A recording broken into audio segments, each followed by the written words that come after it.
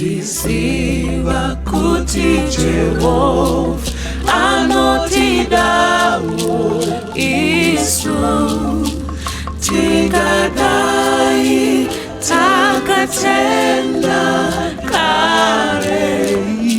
kare zvino makore edu mazhinji akaperera sango mataifamba tichiramba nyasha dzashe.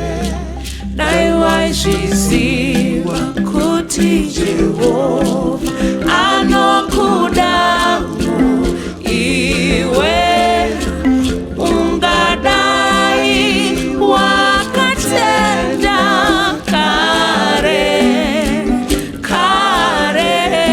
zvino makore ako mazhinji akaperera sango mawaifamba uchiramba nyasha dzaishe.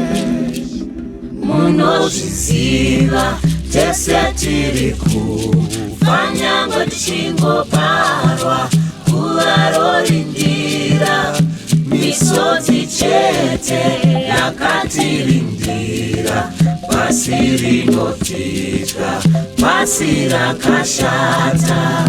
Munozviziva tese tiri kufa nyangwe tichingotadza, guva rorindira misodzi chete yakatirindira, pasi rinotitya, pasi rakashata.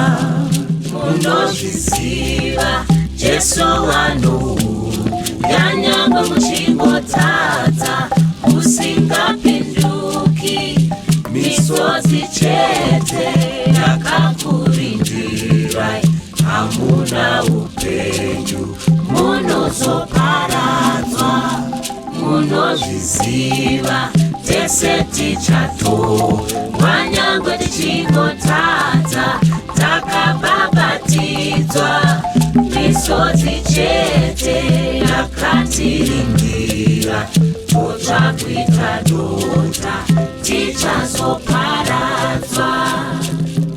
Ungabata mafaro udadire Mwari uchava mapfupa. Ungabata mafaro udadire Mwari uchava mapfupa. Imi Mose siyai kubata rinopasi risina upenyu, nezvenyika zvinopera. Imi Mose siyai kubata rinopasi risina upenyu, nezvenyika zvinopera.